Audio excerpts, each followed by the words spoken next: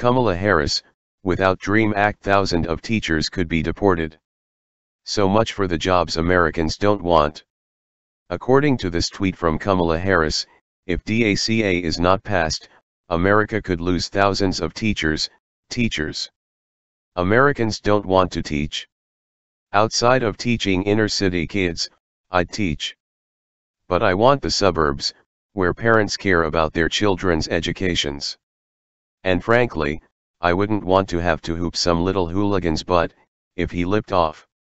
So are the teachers Harris mentions to teach in ghettos and barrios. As USA Today reported.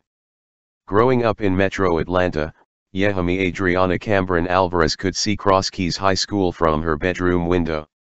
Born in Morelia, in Mexico's central Michoacan state, a place especially hard hit by the country's drug war, she was brought to DeKalb County, GA, as a child.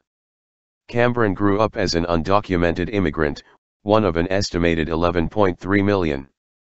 She graduated from Cross Keys and earned a studio art degree in 2014. She's now deep into her third year teaching art at her alma mater.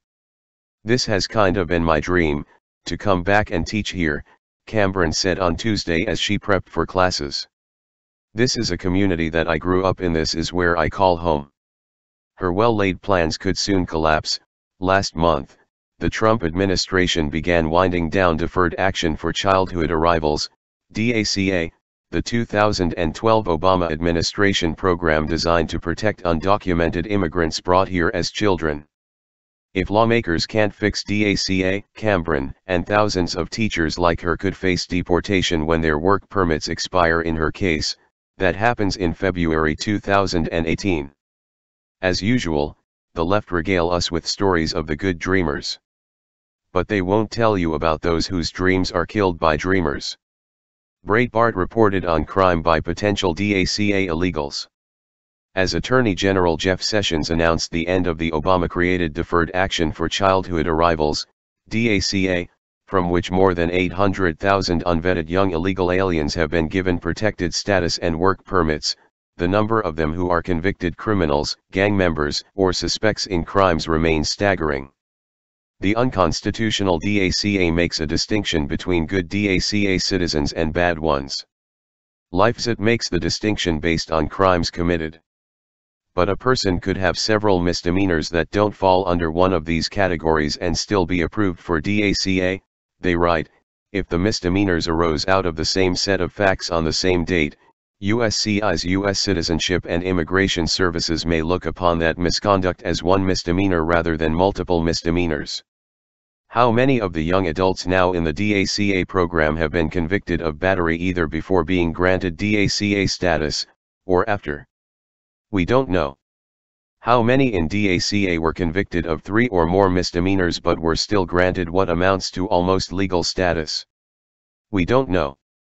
But we have a better idea of how many DACA participants have committed other kinds of crimes involving fraud in order to work in the U.S. when they are not legally present in the U.S. and not legally allowed to work.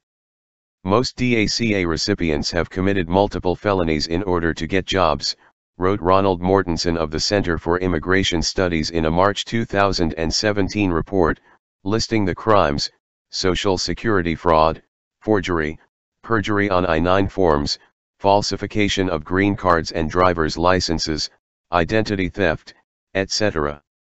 Dreamers for the Development, Relief, and Education for Alien Minors, DREAM Act continue to commit these job-related crimes right up to the day their DACA status is approved and they obtain work permits and their own genuine social security numbers, he wrote.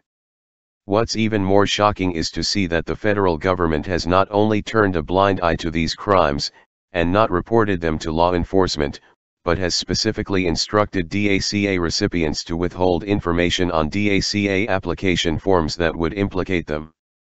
Let's make Kamala Harris have to decide who stays and who goes.